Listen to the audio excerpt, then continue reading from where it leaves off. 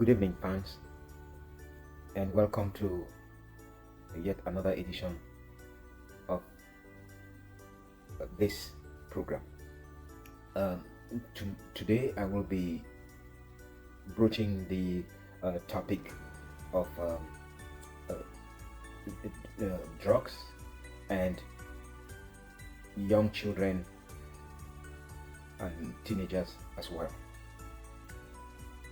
So, the topic today is about how parents can effectively um, educate their children about drug use without necessarily uh, provoking curiosity. The concern that educating children about drugs might inadvertently spark their curiosity is valid. However, avoiding the topic entirely uh, leaves them vulnerable to misinformation, to misinformation or peer pressure. Proper education, if delivered thoughtfully, can empower children to make informed decisions and resist the temptation of drug use. So, I will be uh, broaching some effective strategies for parents to use to educate their children while also minimizing the risk of uh, igniting curiosity in them. So uh, the first approach I would like to point out here is um, to start early. You know, for parents to start early with uh, appropriate conversation that is age appropriate. That's what I'm talking about. So children are naturally curious, that we cannot deny, but this can be channeled positively through honest, age appropriate discussion. For younger children, it is important to focus on general lessons about health and safety, such as explaining the importance of taking medications only when um, given by a trusted adult. Um, Also, discussing how certain substances can harm the body is another thing to consider. And for older children, gradually introducing more specific topics, such as the dangers of drugs like fentanyl, for example, alcohol, or vaping, um, will be um, a good thing to do. So, tailoring your approach to their maturity level um, and ensuring that the content is neither too vague nor overly detailed is, is very, very critical. Second point is uh, fostering open communication. Um, Creating a safe space where your child or children feel comfortable asking questions and sharing their thoughts is key. Uh, so it is important to avoid lecturing or reacting with anger if they bring up sensitive topics. So instead of acting uh, with anger, it is very important to listen attentively and actively to understand their perspective. Also, encourage them to ask uh, questions, no matter how uncomfortable the questions may seem. Offer clear, honest answers without overwhelming them with fear based tactics. Some parents believe that the fear tactic is a better way to go about it, But no, it doesn't work in this case. When children trust their parents as um, sources of reliable information, they are less likely to seek answers from peers or unreliable sources. That's a given. Uh, So, a third thing to consider is teaching critical thinking skills. It is very important to equip your child or children with tools to evaluate situations and make their own decisions. And how do you do that? Discuss scenarios they might face, such as being offered drugs at a party, and role play how they could respond. And also, one thing to bear in mind is the danger of uh, receiving cookies and candies from friends, you know, or just some kind of acquaintance. Also, encourage them to ask questions, ask themselves questions. What are the risks? What are the potential risks? You know, how might this affect my future and my goals? Uh, who can I turn to for support if I feel pressured? When children feel confident in their ability to think critically, they are less likely to succumb to peer pressure or impulsive decisions.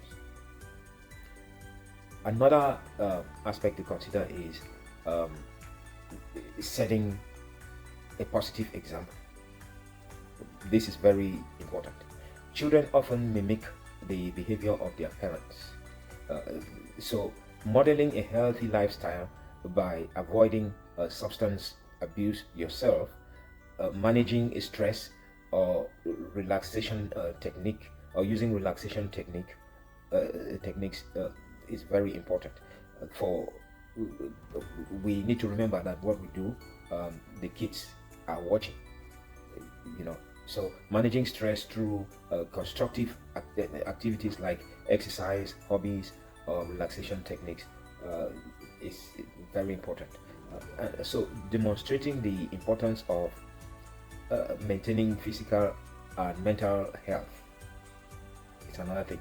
If your child sees you making responsible choices, they are more likely to follow suit. Another point is to highlight real life consequences without um, necessarily including fear mongering. You know, the scare tactics such as showing extreme images of um, the overdose victims may backfire by either numbing the child to the issue or making them more curious. So instead, what to do here is to share relatable stories of individuals who struggle with addiction and the impact on their lives and families. That's a much better way. And also focusing on the loss of potential such as the disrupted careers, um, broken relationship, or missed opportunities.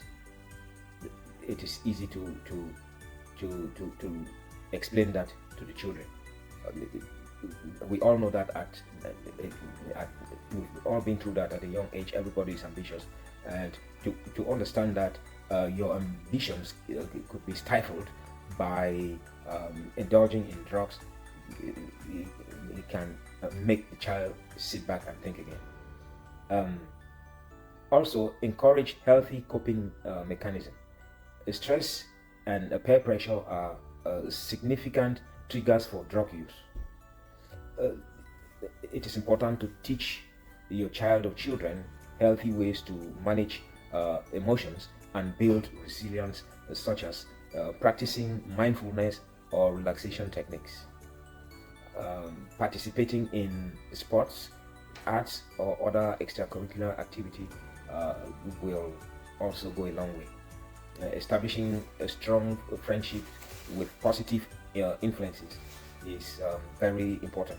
I always tell my kids this, bring up this adage to my kids that says, "Show me your friends, and I tell you who you are." So, the more fulfilled and supported they feel, the less likely they are to turn to drugs to escape acceptance. Another point is to stay involved and aware.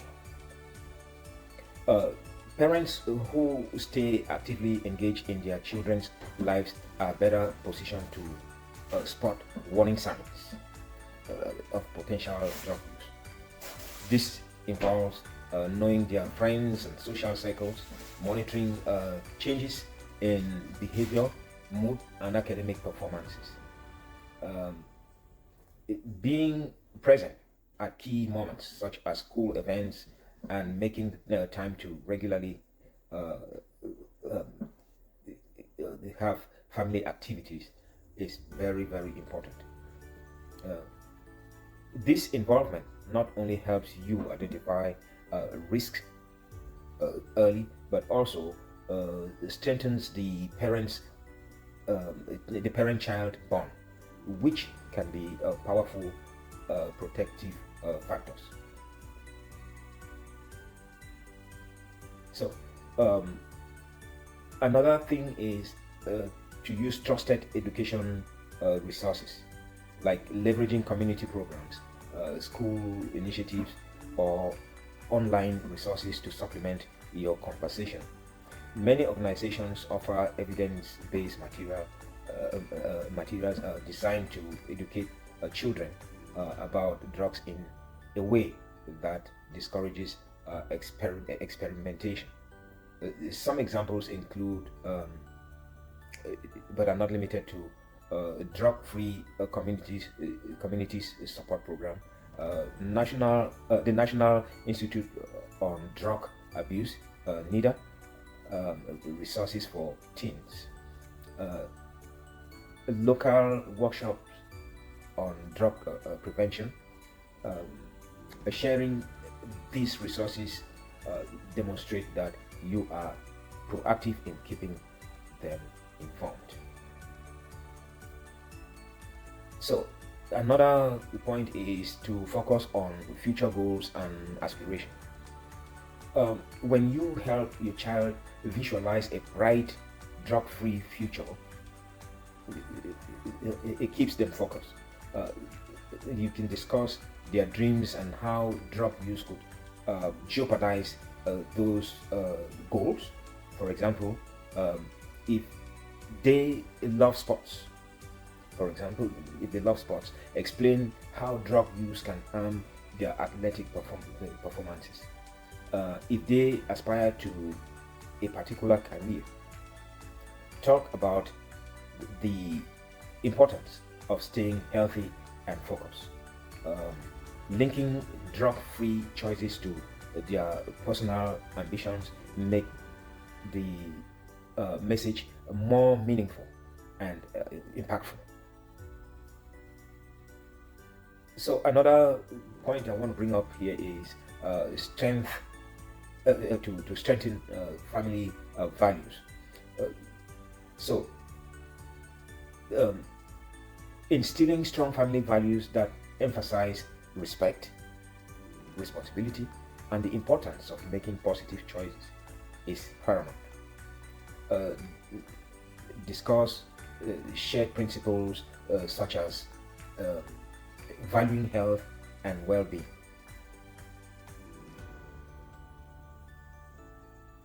But then also supporting each other during challenges,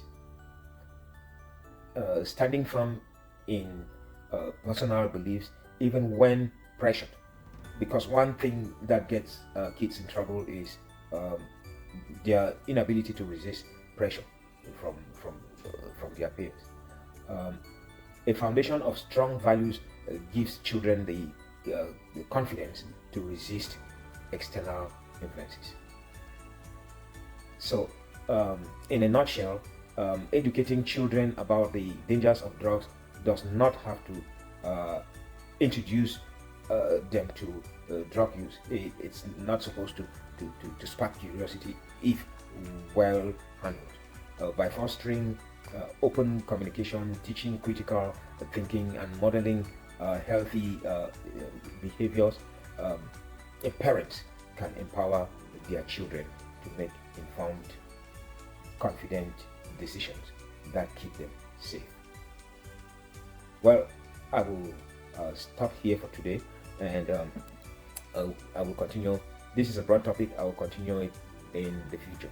But right now, um, um, please don't hesitate to comment, ask questions if you have any, and most importantly, please share the videos with friends and let it go far and wide so we can broaden the conversation. Thank you very much, and see you in the next video.